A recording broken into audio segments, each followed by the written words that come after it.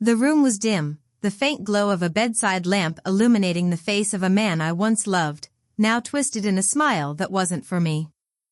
My chest tightened as Sean Carter laughed, leaning closer to the woman who had replaced me. Her laugh rang out, sharp and cruel, while I stood in the doorway, unseen, like a ghost in the life I had sacrificed everything to build.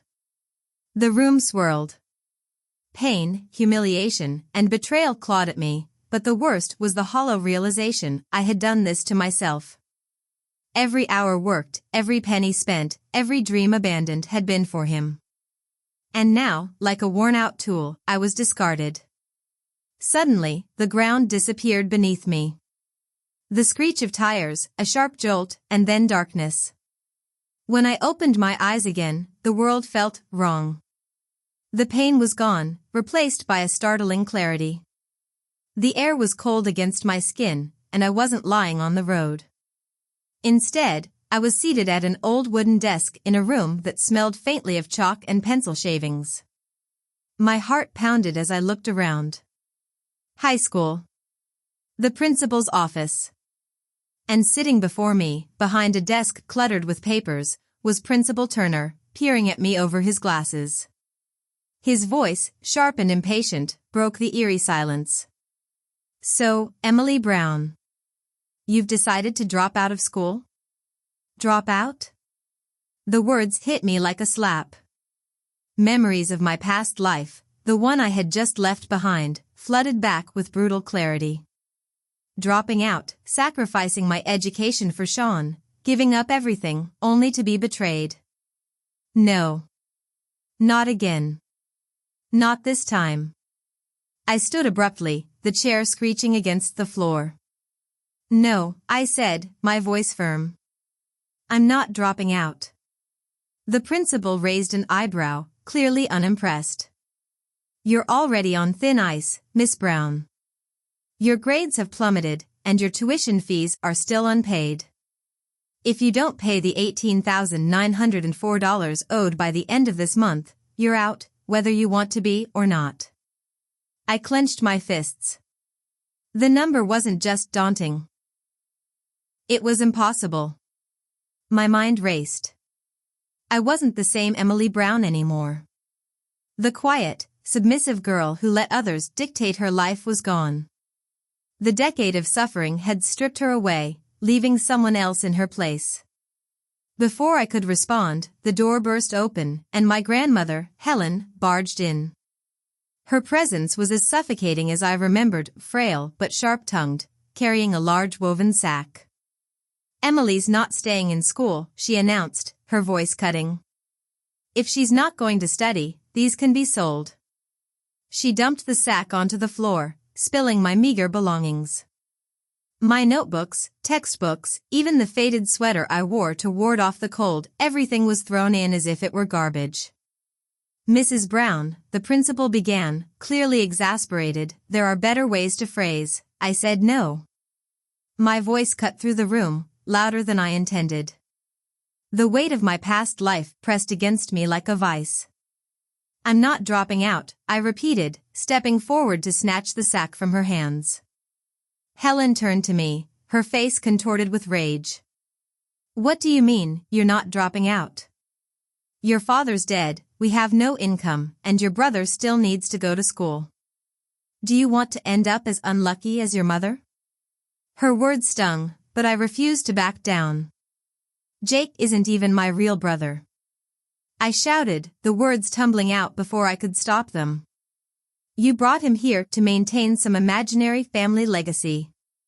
You don't care if your own granddaughter gets an education." The teachers gathered outside the office, drawn by the commotion, whispering among themselves. Helen's lips trembled, but it wasn't from guilt, it was fury.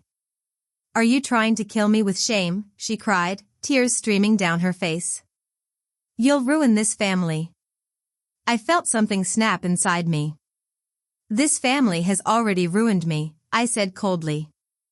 I pulled up my sleeves, revealing the angry red welts on my arms, the aftermath of years of Helen's so-called discipline.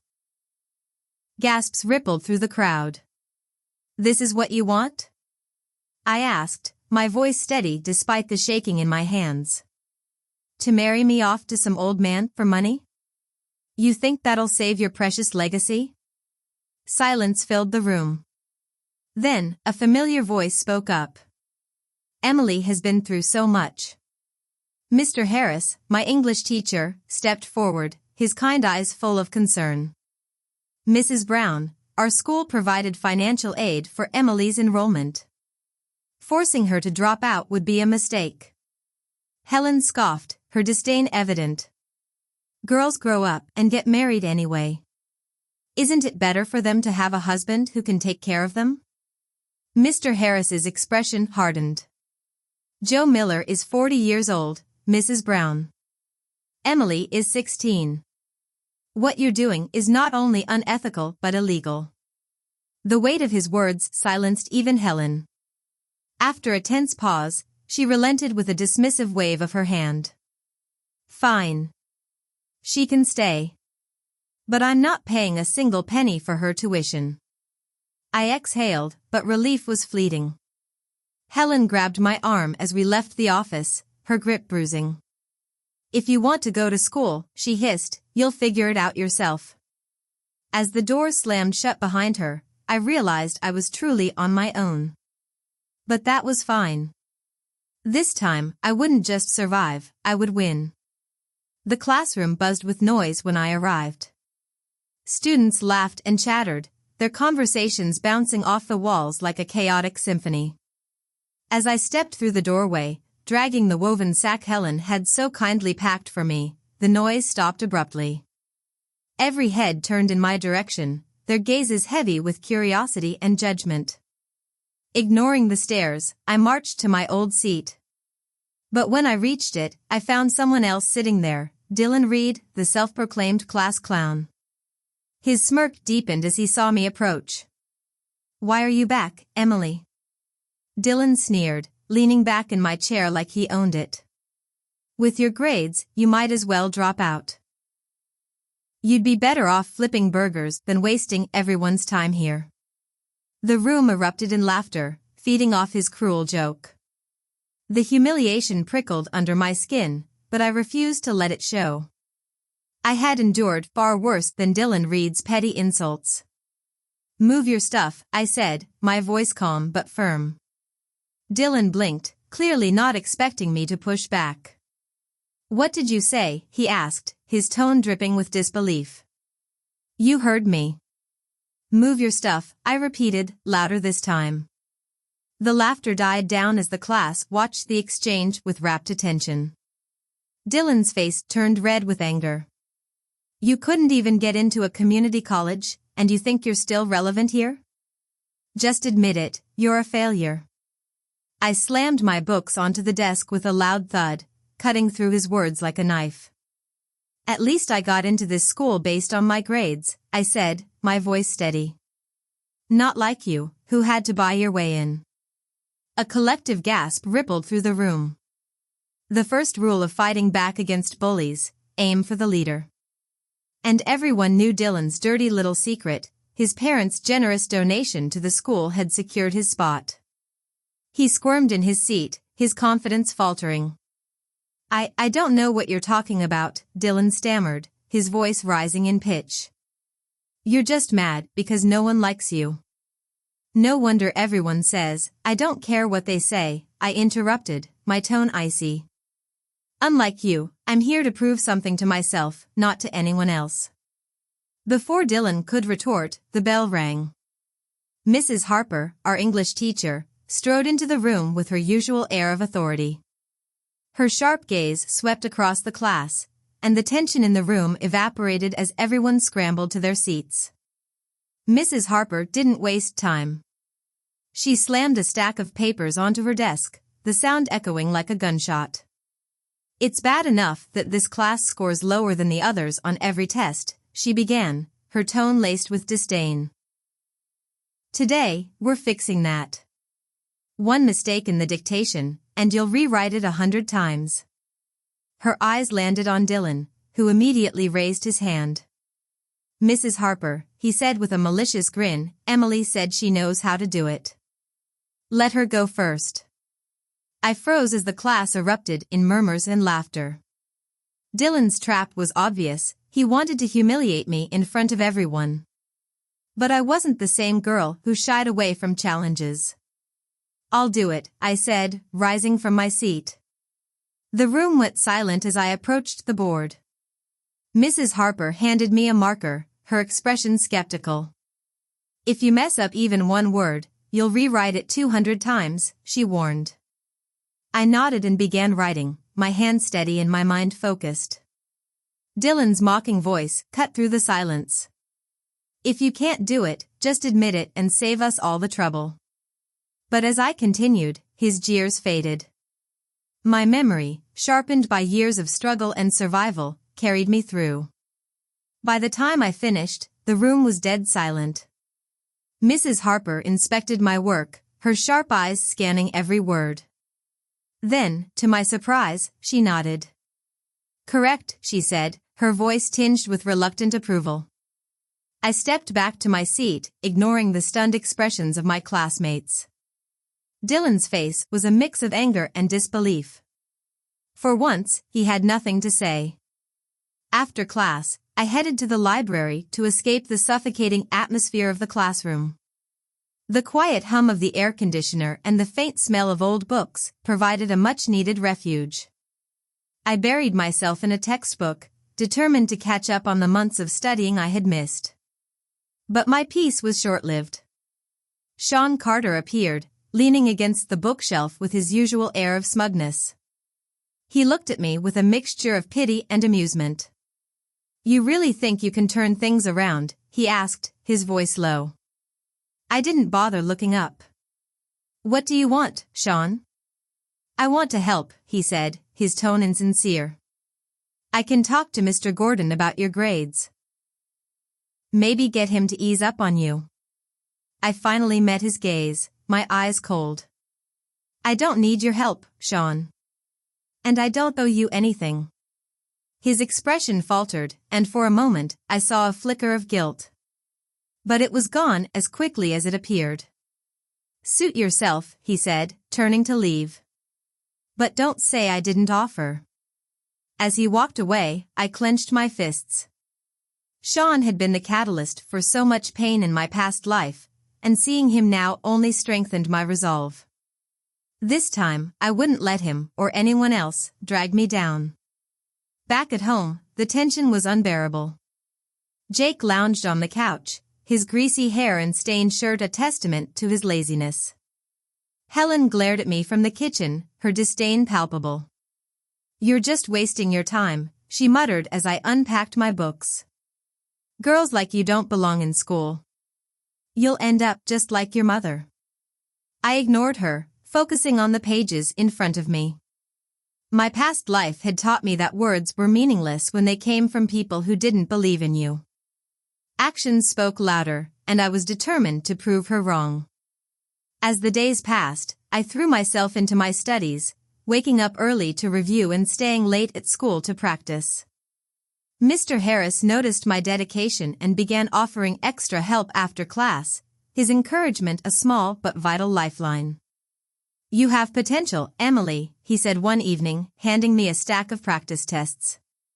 "Don't let anyone tell you otherwise." I nodded, clutching the papers tightly. For the first time in years, I felt a glimmer of hope. My journey was far from over, but I was ready to face whatever challenges lay ahead. The classroom was eerily quiet when I walked in the next morning. As I made my way to my seat, I could feel their eyes on me, curious, skeptical, and, in some cases, downright hostile.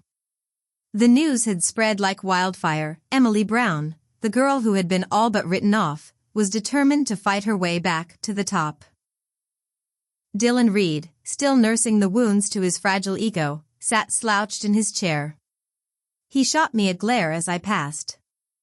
"Don't get too comfortable, Brown. You won't last long." I ignored him, sliding into my seat and opening my book. His words were meant to provoke me, but I had bigger battles to fight. The finals were only a week away, and I needed every moment to prepare.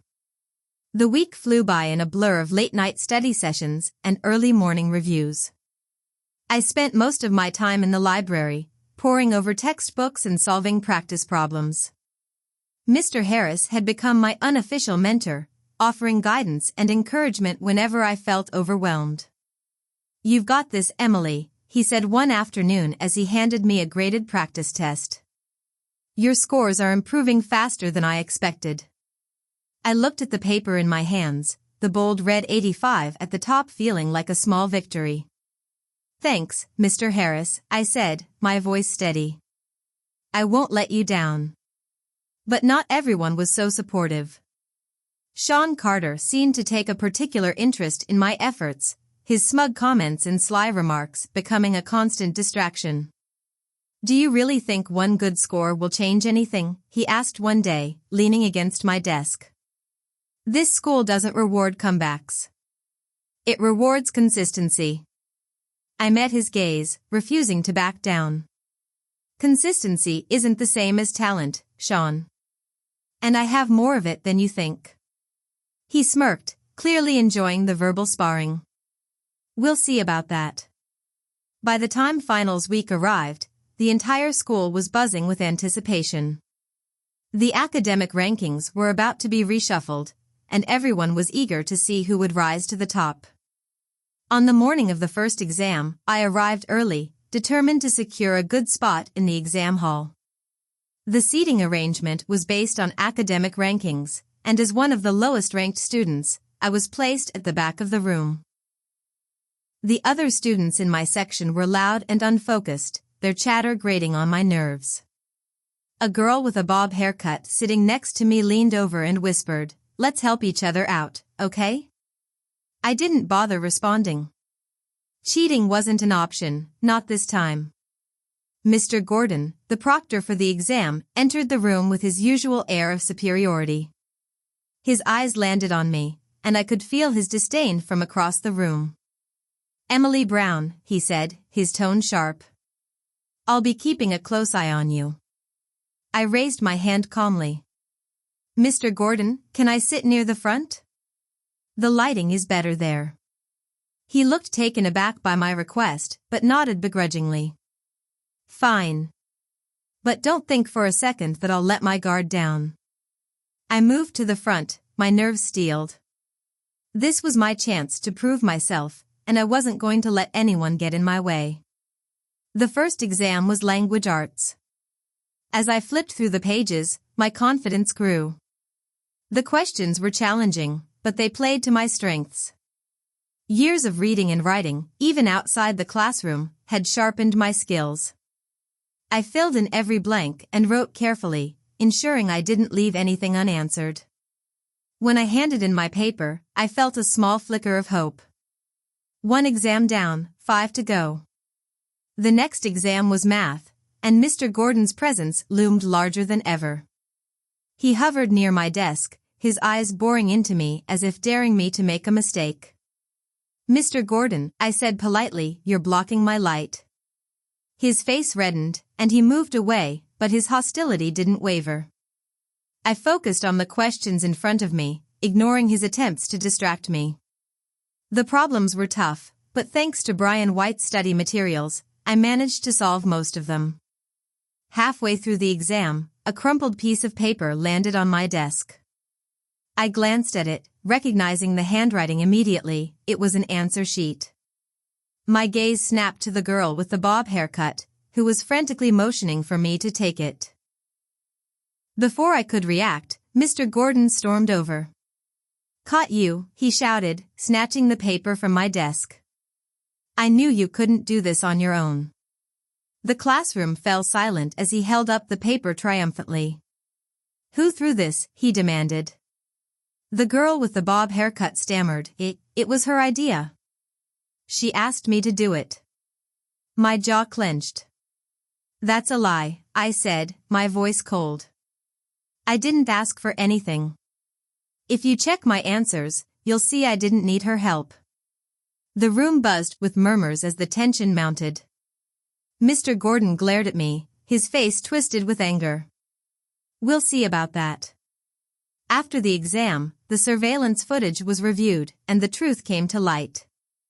The girl with the bob haircut had thrown the paper, hoping to frame me. Her plan had backfired spectacularly, and she was escorted out of the room, her face pale with fear. Mr. Gordon, however, refused to admit defeat. "This isn't over, Emily Brown," he muttered as I walked past him. The final exams for physics, chemistry, and biology followed, each one testing the limits of my endurance.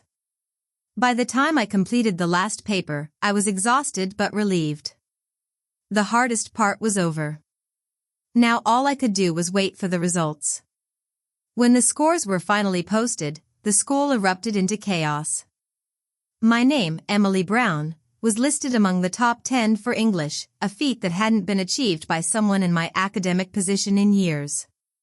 The whispers and stares began again, but this time they carried a different tone. No longer was I the girl everyone dismissed. Now, I was the underdog who had defied the odds. But this was only the beginning. My fight wasn't just about grades or rankings, it was about taking back control of my life. The school buzzed with excitement as final exam results rolled in. Teachers pored over the rankings, students whispered in hushed tones, and the once dim halls of our high school seemed to hum with a new energy. At the center of it all, my name sat neatly printed near the top of the English rankings, a stark contrast to my previous position at the very bottom. It wasn't just a score. It was a statement. But while my English score turned heads, my performance in the other subjects, particularly math, drew scrutiny. Mr. Gordon, as expected, wasted no time stirring up trouble. "Emily Brown's English score is a fluke," he declared loudly in the teacher's lounge, his face flushed with frustration. "She's inconsistent, unreliable, and disruptive. A single test doesn't erase months of poor performance." I overheard him as I passed by the door, his voice carrying through the narrow hallway. His disdain was palpable, and I felt the weight of his words settle in my chest. But I wasn't about to let him, or anyone else, diminish my hard-earned victory. The next morning, I walked into the classroom with my head held high.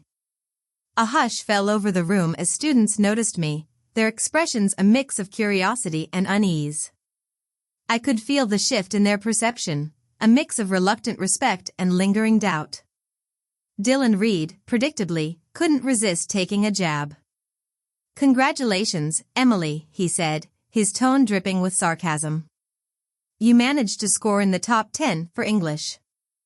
Guess you're not a complete failure after all."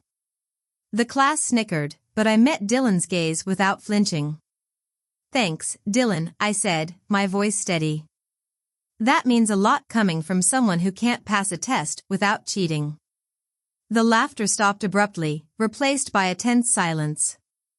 Dylan's face turned red, and for a moment, he looked like he might explode. But before he could respond, the classroom door swung open, and Mr. Harris walked in. "All right, everyone," he said, his voice cutting through the tension. "Settle down. We have some important announcements to get through." After class, Mr. Harris pulled me aside. "Emily, can I speak with you for a moment?" I nodded, following him to the hallway. He handed me a piece of paper, a flyer for the upcoming National English competition. "You've been nominated to represent our school," he said, his tone warm and encouraging. "It's a rare opportunity. I think you should consider it." My heart raced as I looked at the flyer.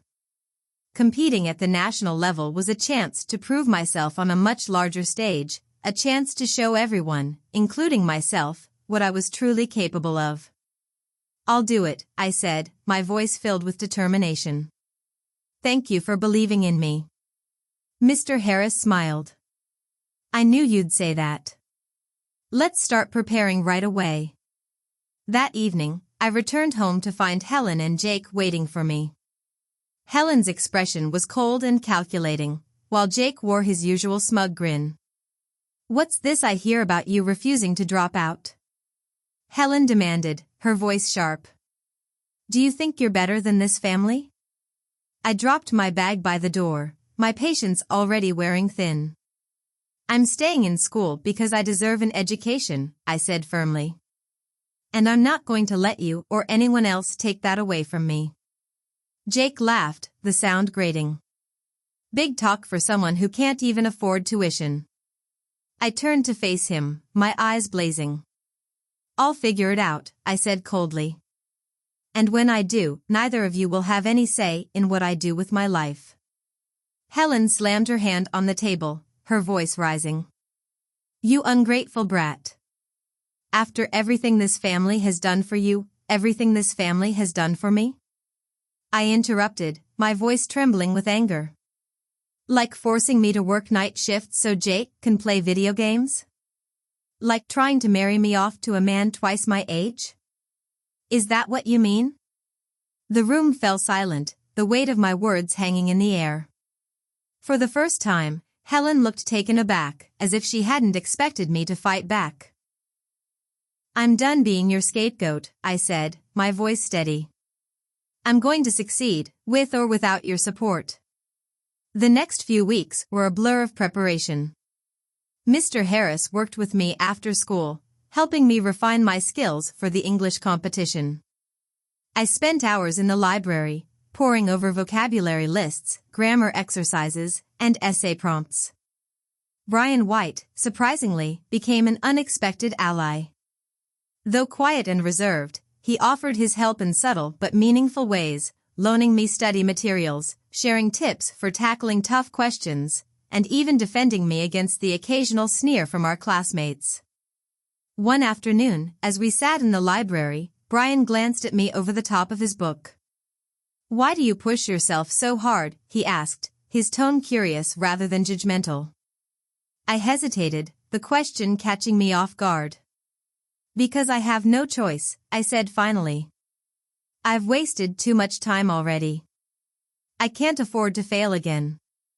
Brian nodded, his expression thoughtful. You won't fail, he said simply, as if it were a fact rather than a prediction. Not if you keep this up. On the day of the English competition, I stood outside the auditorium, clutching my notes tightly. The air was thick with tension, the hum of conversation filling the space as students and teachers gathered. Sean Carter approached me, his expression unreadable. You're really doing this, huh? He said, his tone a mix of curiosity and skepticism. I didn't look at him. Yes, I said, my voice steady. And I'm going to win. Sean smirked, clearly amused. Good luck, Emily. You'll need it. But as I stepped onto the stage, my nerves melted away. I had spent weeks preparing for this moment, and I wasn't going to let Sean, or anyone else, shake my confidence. The competition began, and I poured my heart into every answer, every argument, and every sentence. When it was over, I left the stage feeling lighter than I had in years. The results were announced the next day, and my name was called as one of the top scorers.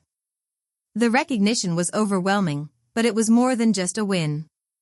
It was proof that I was capable of more than anyone had ever given me credit for. As I walked back to class, the whispers followed me, but this time, they carried admiration instead of ridicule. Dylan Reed avoided my gaze, his usual bravado replaced with an uneasy silence. But it was Brian White's quiet nod of approval that stayed with me. For the first time in a long time, I felt like I wasn't alone. The ripple effect of my English competition victory swept through the school like wildfire. For weeks, I had been the subject of whispers, stares, and grudging nods of acknowledgement. Some congratulated me openly, while others stewed in disbelief. But one thing was clear, I was no longer the girl they could dismiss. Sean Carter, however, wasn't one to let his position as the school's academic star be challenged without a fight. I caught him in the hallway one day, surrounded by his usual group of admirers. His eyes landed on me, and for a moment, a flicker of something unfamiliar, perhaps doubt, crossed his face. Congratulations on your win, Emily, he said, his tone laced with faux sincerity. But don't get too comfortable. One victory doesn't make you a champion. I smiled coolly. And staying in your comfort zone doesn't make you one either, Sean. The group around him fell silent, their gazes darting between us like spectators at a tennis match. Sean's smirk faltered, but before he could retort, I turned and walked away.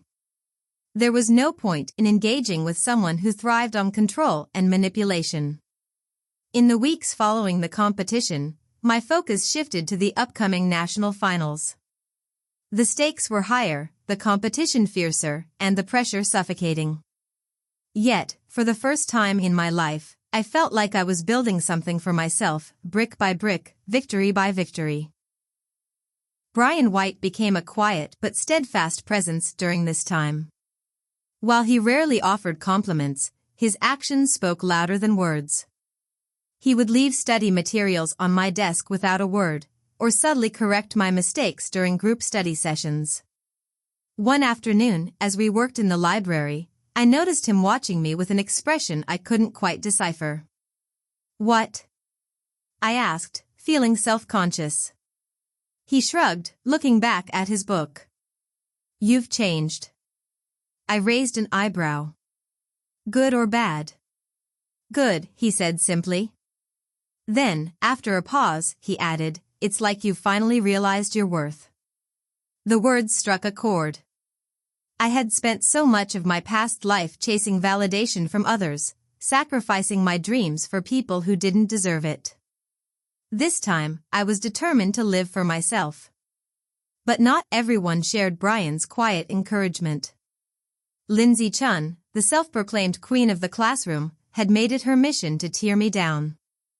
She couldn't stand that I had surpassed her, and her petty remarks only grew sharper as my successes piled up. "You think you're better than us now, don't you?" she sneered one day as we packed up our desks. "Just because you got lucky in one competition doesn't mean you'll go anywhere." I didn't bother looking at her. "Luck has nothing to do with it," I said calmly. "It's called hard work. You should try it sometime." Her face reddened, but before she could respond, Brian's voice cut through the tension. "Emily, let's go," he said, appearing beside me with his usual stoic demeanor. His mere presence was enough to make Lindsay back off, though she shot me a glare as we left. At home, the atmosphere was as toxic as ever. Helen and Jake barely acknowledged my achievements, their focus solely on what I could provide for the family. One evening, as I studied at the kitchen table, Helen dropped a stack of bills in front of me. "You need to start contributing more," she said curtly. "We're struggling to make ends meet." I looked up from my notes, my patience wearing thin. "I'm already working part-time," I said. "And studying for finals.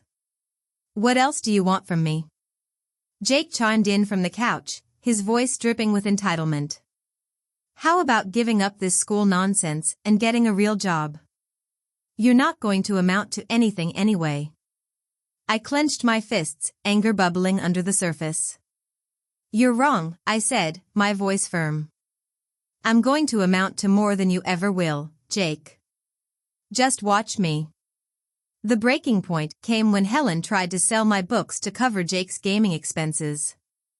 I came home to find my textbooks missing, replaced by an array of shiny new video games stacked on the coffee table.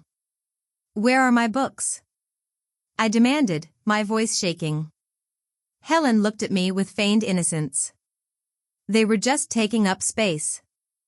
Jake needed new games, and we didn't have the money." I felt something snap inside me. "Those books are my future," I said, my voice rising.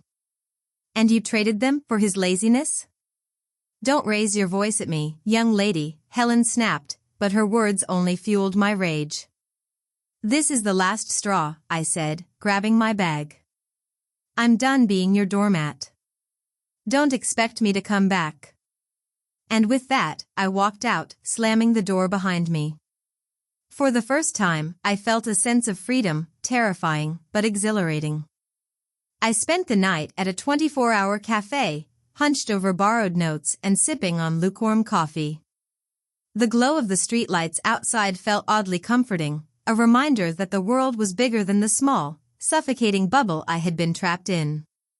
The next morning, I arrived at school early, determined to channel my anger into something productive. Brian was already there, sitting at his desk and flipping through a textbook. He glanced up as I entered, his expression unreadable. "You're here early," he said. I nodded, setting my bag down. Needed a change of scenery. He didn't press for details, but I could sense his concern. As we worked in silence, I realized how much I valued his quiet support. He didn't need to say much, just knowing he was there was enough. The day of the national finals arrived faster than I expected. The competition hall was packed with students, teachers, and judges, the air thick with anticipation. As I stepped onto the stage, I felt a rush of nerves, but also a sense of determination. This was my moment, a chance to rewrite my story. The competition began, and I gave it everything I had. My answers were sharp, my arguments compelling, and my delivery confident. When it was over, I left the stage feeling a strange mix of exhaustion and exhilaration. The results were announced later that afternoon. I placed second, a bittersweet victory, but a victory nonetheless. As I accepted my certificate, I caught a glimpse of Sean Carter in the crowd. His expression was unreadable, but I could sense his frustration. For once, he wasn't the one standing in the spotlight. Back at school, the mood was celebratory. Mr. Harris beamed as he congratulated me, and even some of my classmates offered genuine praise. But not everyone was pleased. Lindsay and her cronies glared at me from across the room, their resentment palpable. "Don't let them get to you," Brian said as we walked home together that evening. "They're just jealous." I smiled, grateful for his reassurance. "Thanks, Brian. For everything." He shrugged, but I could see the faint hint of a smile on his lips. "You've come a long way, Emily. Don't stop now." And I wouldn't. This was just the beginning. The air was different when I walked into school the next morning. The whispers that had followed me for months were still there, but their tone had shifted. Now they carried words like respect and admiration, emotions I never thought I'd evoke in this place. Yet, not everyone was on board with my ascent. "Don't think you've won just because of one competition," Sean Carter said, cutting across my path in the hallway. His tone was calm, but his jaw was tight, his smile more forced than genuine. I stopped, meeting his gaze. "Winning isn't about a single moment, Sean," I said evenly. "It's about what you do next." "I'm just getting started." Sean's eyes narrowed, and for a moment, the mask of composure slipped, revealing the insecurity beneath. But he said nothing more, stepping aside as I continued down the hall. It was a small victory, but one that fueled me. Over the next few weeks, I threw myself into my studies, determined to keep the momentum going. Mr. Harris, now fully invested in my progress, provided extra assignments and feedback, pushing me to improve even further. "Emily, you're proving a lot of people wrong," he said one evening as I stayed after class to review my essays. "But don't lose sight of why you're doing this. Success is best when it's for yourself." His words stayed with me. For so long, my actions had been driven by the desire to prove myself to others, to my grandmother, to Sean, to the world that had written me off. But now, I realized that every step forward was for me. Meanwhile, my home life continued to unravel. After storming out of the house, I had moved into a small, dingy room above a convenience store, paying for it with my part-time wages. It wasn't much, but it was mine. Jake and Helen hadn't taken my departure well. They showed up at school one afternoon, their faces tight with anger as they waited by the gates. "Emily," Helen snapped when she spotted me. "Do you think you can just walk away from your responsibilities?" I stopped, keeping my voice calm despite the fire burning inside me. "My responsibility is to myself," I said. And I'm not going to let you or anyone else drag me down. Jake sneered, stepping forward. You think you're better than us now, don't you? Just because you're playing at being a scholar? I don't think I'm better than anyone, I replied, my tone ice cold. But I know I'm better than the person I used to be. Before they could say more, Brian appeared at my side, his expression unreadable. Is there a problem here? He asked, his voice calm but firm. Helen scowled but said nothing, dragging Jake away with a muttered curse. I turned to Brian, feeling both grateful and embarrassed. You didn't have to do that, I said quietly. I know, he replied. But sometimes it helps to have backup. As the semester progressed, my focus shifted to the college entrance exams, a looming challenge that would determine the next phase of my life. The stakes were higher than ever, and I felt the weight of every hour, every decision, pressing down on me. One evening, as I studied in the library, Brian sat down across from me, sliding a thick stack of notes onto the table. These are the most common questions from the past 5 years, he said. They'll save you time. I stared at the notes, my chest tightening. Brian, why are you helping me so much? He looked at me, his gaze steady. Because I know what it's like to feel like you have to do everything alone. And because I believe in you. His words hit harder than I expected, and for a moment, I couldn't speak. Instead, I nodded, swallowing the lump in my throat. Thank you. The day of the mock exams arrived, bringing with it a mix of anticipation and dread. The halls were silent as students filed into their assigned classrooms, the tension thick enough to cut with a knife. I found myself seated near the front, my name printed neatly on the desk placard.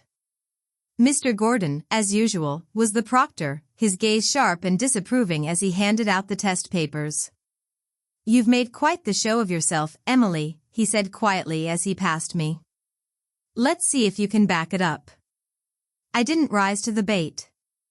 Instead, I focused on the paper in front of me, determined to let my work speak for itself. The exams were grueling, each subject testing the limits of my endurance. By the time I finished the final paper, my hand ached and my head throbbed, but a sense of accomplishment washed over me. When the results were posted a week later, the entire school seemed to hold its breath. I stood outside the bulletin board, my heart pounding as I scanned the list. There it was, Emily Brown, top 10 overall. The whispers started immediately, but this time, they carried an edge of disbelief and admiration. Even Mr. Gordon, who had been quick to dismiss me, looked genuinely stunned. But not everyone was pleased. Lindsay and her group, still bitter about my rise, cornered me in the hallway after class. Don't think this changes anything, Lindsay hissed, her face flushed with anger. You'll still fail where it matters. I smiled, unfazed. We'll see about that. As the college entrance exams loomed closer, I found myself reflecting on how far I'd come. I wasn't the same girl who had once sacrificed everything for someone else's dreams. I was stronger, more focused, and ready to face whatever came next. And for the first time, I believed in my own future. The countdown to the college entrance exams had officially begun. Every student, teacher, and even the usually indifferent janitors could feel the tension in the air. For the first time in years, I wasn't just surviving, I was thriving. Each step I took felt deliberate, each decision a move toward reclaiming control over my life. But the path was far from smooth. One afternoon, I found myself alone in the library, combing through practice exams. The steady hum of the air conditioner and the soft rustle of turning pages provided a sense of calm. Then, without warning, Sean Carter slid into the chair across from me. Hard at work, I see, he said, his tone as smooth as ever. I didn't look up. What do you want, Sean? He leaned forward, his voice dropping. You've made quite a name for yourself, Emily. But let's be real, you're not cut out for this level of competition. I finally met his gaze, my expression unyielding. What's wrong, Sean? Afraid I'll surpass you? For a moment, his composure cracked. You don't get it, do you? He said, his voice tinged with frustration. This isn't about you or me. It's about the system.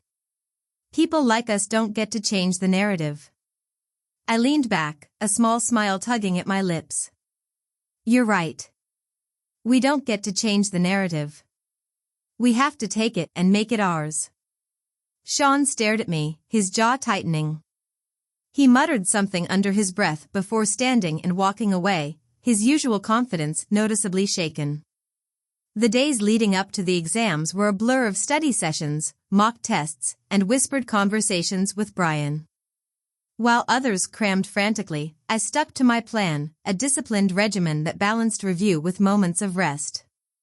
Brian, ever the steady presence, occasionally joined me in the library, though he rarely said much. One evening, as I flipped through a vocabulary list, he broke the silence. You're going to do it, you know, he said, his voice calm but resolute. Do what? I asked, glancing up. Prove everyone wrong, he replied, his gaze steady. Including yourself. His words struck a nerve, but I nodded, refusing to let my emotions show. I have to, I said quietly. There's no other option. On the morning of the first exam, I woke before dawn. The air was cool and crisp, the faint light of the rising sun casting long shadows on the walls of my tiny room. I dressed quickly, gathered my notes, and headed to school, my heart pounding with anticipation. The campus was alive with nervous energy. Students huddled in small groups, their voices hushed as they exchanged last-minute tips and encouragement. I avoided the crowds, finding a quiet corner to collect my thoughts. Brian appeared moments later, holding 2 cups of coffee. He handed one to me without a word, then sat down beside me. Thanks, I said, taking a sip. He nodded, his gaze fixed on the horizon. Don't let them get into your head, he said after a long pause. You've already won by making it this far. The first exam, Language Arts, was straightforward but demanding. Each question required careful thought, and the essay section tested not just knowledge but creativity. As I wrote, I felt a strange sense of clarity, the words flowing as if they had been waiting for this moment. The next exams, math, science, and social studies, were grueling but manageable. The weeks of preparation had paid off, and I moved through each section with a confidence I hadn't felt in years. By the time the final exam ended, I was physically and emotionally drained. Students poured out of the classrooms, their faces a mix of relief and exhaustion. I lingered for a moment, staring at the blank chalkboard, before gathering my things and leaving. Outside, Brian was waiting near the gates. He didn't say anything, but his small nod of approval spoke volumes. Together, we walked to a nearby cafe, the silence between us comfortable. The next few weeks were a test of patience. Results wouldn't be released until midsummer, leaving everyone in a state of suspended animation. Some students threw themselves into summer jobs or travel, while others, like me, found solace in quiet reflection. During this time, I worked extra shifts at the convenience store, saving every penny I could. Brian, ever the enigma, disappeared for days at a time, returning with little explanation but always ready to lend a hand when needed. One evening, as we sat on the steps of the school's empty courtyard, he finally opened up. My dad wants me to go abroad, he said, his voice unusually quiet. I turned to him, surprised. And what do you want? He shrugged, avoiding my gaze. I don't know. Maybe I'll figure it out someday. The thought of Brian leaving unsettled me more than I cared to admit. But I pushed the feeling aside, focusing instead on the challenges ahead. When the results were finally announced, the school erupted in chaos. Students gathered around the bulletin board, their voices overlapping as they shouted names and scores. I stood at the edge of the crowd, my heart racing as I scanned the list. And there it was, Emily Brown, top 3 in the district. The noise around me faded, replaced by a rush of emotions I couldn't quite process. Relief, pride, disbelief, they all swirled together, leaving me momentarily stunned. "Congratulations," Brian said, appearing at my side. His voice was calm, but I could see the pride in his eyes. "Thanks," I said, my voice barely above a whisper. As the news spread, I became something of a local sensation. Teachers who had once dismissed me now sang my praises, and students who had mocked me approached with hesitant smiles. Even Mr. Gordon, though reluctant, offered a begrudging nod of respect. But none of it mattered as much as the quiet satisfaction of knowing I had done it, not for anyone else, but for myself. Later that evening, Brian and I sat by the river, watching the sun dip below the horizon. For a long time, neither of us spoke, the sound of the water filling the silence. "So," he said finally, "what's next for you?" I thought for a moment before replying. "College. Freedom. A future I can be proud of." Brian nodded, a small smile playing on his lips. "You've earned it." As the first stars appeared in the night sky, I realized that my journey was far from over. But for the first time, I wasn't afraid. I was ready. The acceptance letter arrived on a quiet morning. I had just finished a shift at the convenience store and was about to collapse onto the small, worn-out mattress in my rented room when the knock came. When I opened the door, the postman handed me a thick envelope stamped with the crest of Tsinghua University. My hands trembled as I tore it open. The words "congratulations" and "admission" leapt off the page, and for a moment, the world seemed to still. All the sacrifices, sleepless nights, and relentless effort had paid off. I had done it. I was going to one of the most prestigious universities in the country. The news spread quickly. At school, Mr. Harris pulled me aside, his smile wide and proud. "Emily, this is an incredible achievement," he said, his tone warm. "You've worked harder than anyone I've ever taught. Remember, this is just the beginning." His words stayed with me as the days ticked by, leading up to the moment I'd leave the small town behind and step into a world I had only dared to dream of. Packing up my life was harder than I expected. Though my room above the convenience store was far from glamorous, it had been a place of refuge, a space that had allowed me to rebuild myself. As I folded my clothes and sorted through my belongings, memories of the past year flooded back. Every struggle, every triumph, every moment of doubt, they had all led me to this point. Brian appeared just as I was wrestling with a stubborn zipper on my suitcase. "Need a hand?" he asked, his tone as casual as ever. I looked up, surprised but grateful. "Sure." He stepped in, his movements efficient as he helped me pack. For a while, we worked in silence, the air between us charged with unspoken words. Finally, as he zipped up the suitcase, he broke the silence. "You're really leaving," he said, his voice quiet. I nodded, swallowing the lump in my throat. "I have to. This is my chance." Brian didn't respond immediately. Instead, he sat on the edge of the bed, his gaze distant. "You're going to do great things, Emily," he said finally. "I'm sure of it." There was something in his tone, a mix of pride and melancholy, that made my chest tighten. I wanted to say something, but the words wouldn't come. The day of my departure arrived faster than I expected.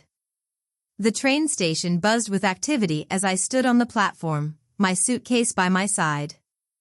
Mr. Harris and a few classmates had come to see me off, their smiles bittersweet. "You're the first student from our school to get into Tsinghua," Mr. Harris said, his voice tinged with emotion. "Make us proud." "I will," I promised, my voice steady despite the whirlwind of emotions inside me. Brian was there too, standing slightly apart from the group. As the train pulled into the station, he stepped forward, his expression unreadable. "Take this," he said, handing me a small notebook. I looked down at it, confused. "What is it?" study tips, he said with a faint smile. And other things. Just read it when you have time. Before I could respond, the train's whistle blew, signaling it was time to board. With a final wave to everyone, I stepped onto the train, my heart heavy and light all at once. As the train began to move, I looked out the window, watching the familiar faces blur into the distance. I didn't know what lay ahead, but for the first time, I felt ready to face it. Tsinghua University was everything I had imagined and more. The sprawling campus was alive with activity, its grand buildings and lush gardens a stark contrast to the small-town school I had come from. Everywhere I looked, there were students, confident, ambitious, and driven. My dorm room was small but clean, with a single bed, a desk, and a window that overlooked the bustling campus. As I unpacked, I couldn't help but feel a mix of excitement and apprehension. This was a new beginning, a chance to redefine myself. The first week was a whirlwind of orientation sessions, lectures, and introductions. My schedule was packed, leaving little time to dwell on the past. But at night, when the campus quieted, I found myself flipping through the notebook Brian had given me. The pages were filled with handwritten notes, study strategies, motivational quotes, and even a few doodles. On the last page, he had written a single line, "You're stronger than you think, and smarter than you know. Don't let anyone dim your light." I stared at the words, a lump forming in my throat.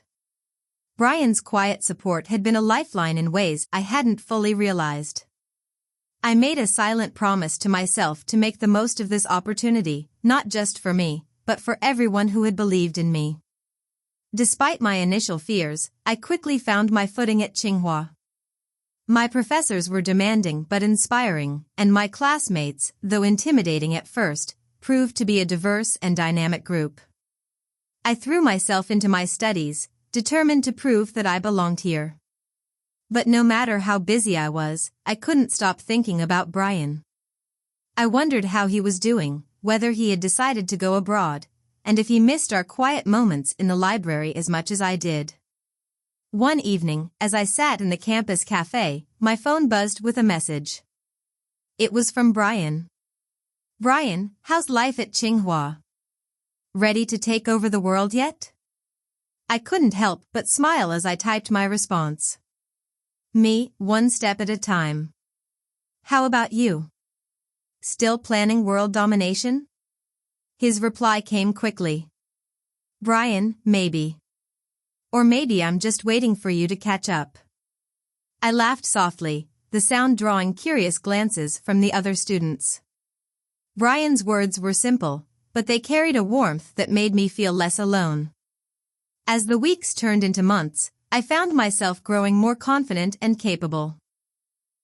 The challenges that once seemed insurmountable now felt like stepping stones, each one bringing me closer to the person I wanted to become. But even as I moved forward, I knew my journey wasn't over. There were still battles to fight, dreams to chase, and relationships to mend. And with every step, I carried the lessons of my past, a reminder that I was capable of rising above anything life threw my way. The campus buzzed with life as the semester at Tsinghua University unfolded. Every day felt like an opportunity, a chance to learn, grow, and redefine who I was. My courses were challenging, but I thrived on the pressure.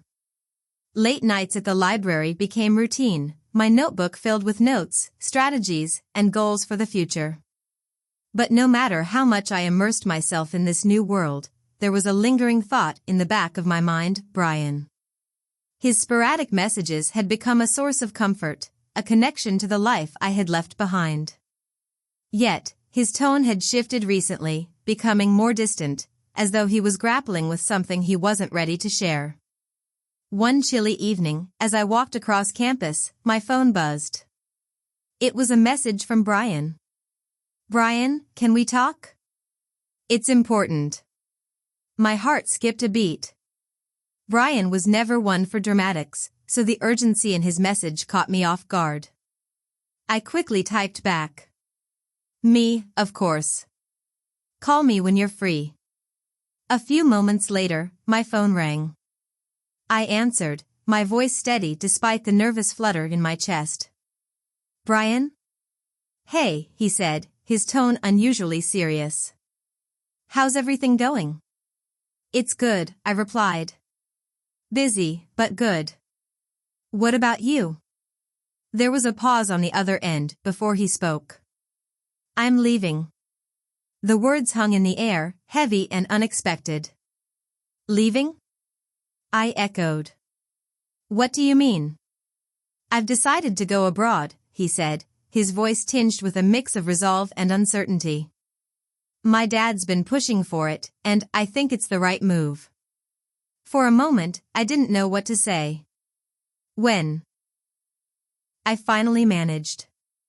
"Next month," he replied. It's all happening fast. The news hit me harder than I expected. Brian had been a constant in my life for so long, a steady, reliable presence through all the chaos. The thought of him being halfway across the world felt wrong. But I couldn't let my emotions show.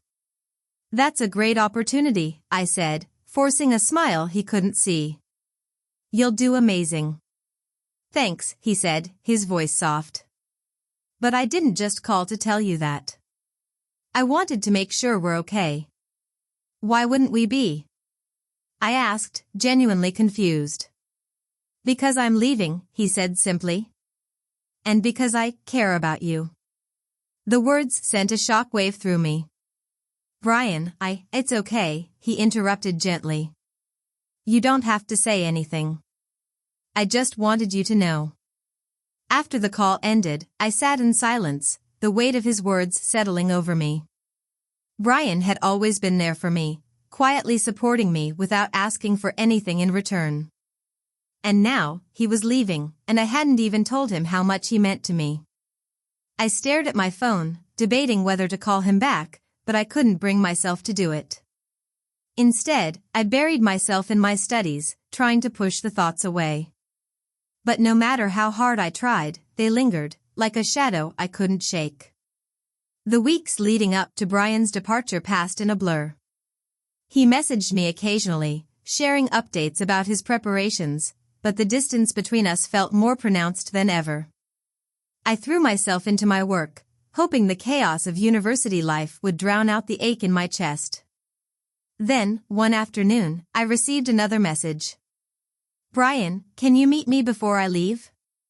There's something I want to give you."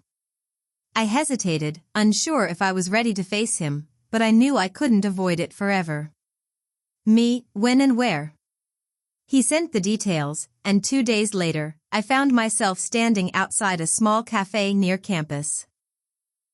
Brian was already there, sitting at a corner table with a small box in front of him. "You came," he said, standing as I approached. "Of course," I replied, trying to keep my voice steady. "What's this about?" He gestured for me to sit, then pushed the box across the table. "Open it." Inside was a small, intricately carved wooden figure, a phoenix, its wings outstretched as though ready to take flight. I picked it up, marveling at the craftsmanship. "It reminded me of you," Brian said. Rising from the ashes, unstoppable. My throat tightened, and I looked up at him, struggling to find the right words. "Brian, I don't know what to say." "You don't have to say anything," he replied, his smile tinged with sadness. "Just promise me one thing." "What?" "Don't stop fighting for what you want," he said. "No matter what." I nodded, unable to speak. For a moment, we sat in silence, the weight of unspoken feelings hanging between us. Then, he stood, his hands in his pockets. "I should go. My flight's tomorrow." I stood as well, clutching the phoenix tightly. "Thank you," I said, my voice barely above a whisper. "For everything." He nodded, then turned and walked away, leaving me standing there with tears threatening to spill. As I watched him disappear into the distance, I realized that this wasn't just the end of a chapter, it was the beginning of a new one. Brian had been a part of my journey, a source of strength and inspiration, but now it was time for me to stand on my own. And I would. For him, for myself, and for the future I was determined to create. The air felt heavy the day Brian left. I woke up early, staring at the phoenix carving he had given me. Its outstretched wings seemed to echo the promise I'd made to him, to keep fighting, to keep pushing forward. But letting go of his presence in my life wasn't easy. It was as though a chapter of my story had closed, leaving me standing at the threshold of something new, something uncertain. I decided to channel my feelings into my work. The second semester at Tsinghua University had just begun, and my professors wasted no time ramping up the intensity. Each lecture was a challenge, each assignment a test of my resilience. But I thrived on the pressure. It reminded me why I was here, why I had fought so hard to get to this point. One day, as I walked across campus, my phone buzzed with a message. "Brian, how's Tsinghua treating you? Did you ace that midterm?" A smile tugged at my lips. He hadn't forgotten. Me, Ching was a beast, but I think I'm taming it. Midterm went well, top 5 in the class. "How's life abroad?" His reply came quickly. "Brian, busy, but good. They've got me running like crazy here. Don't let up, Emily. You're just getting started." His words felt like a lifeline, even across the distance. Though he was thousands of miles away, he still believed in me, still rooted for me. And that was enough. As the semester progressed, I began to find my footing not just academically, but socially as well. My classmates, who had initially seemed intimidating, began to open up, and I found myself forming connections that felt genuine. One of them, Serena, quickly became a close friend. She was bold, outspoken, and endlessly curious, a whirlwind of energy that balanced my quieter determination. "You're such a mystery," Serena said one afternoon as we studied in the library. "You've got this whole underdog rising vibe, and I love it. But what's next for you?" The question caught me off guard. For so long, my focus had been on survival, on making it to the next step. Now, for the first time, I had the luxury of looking ahead. "I want to make a difference," I said slowly, the words taking shape as I spoke them. "I don't know exactly how yet, but I want to create something meaningful." Serena grinned. "Big dreams. I like it. Whatever it is, I'm sure you'll crush it." The summer after my first year at Tsinghua brought a whirlwind of opportunities. I landed an internship with a non-profit organization focused on education reform, a cause close to my heart. The work was demanding, but every moment felt like a step towards something bigger. One afternoon, as I organized a workshop for underprivileged students, I thought about the path that had led me here. The sacrifices, the betrayals, the moments of despair, all of it had shaped me, preparing me for this moment.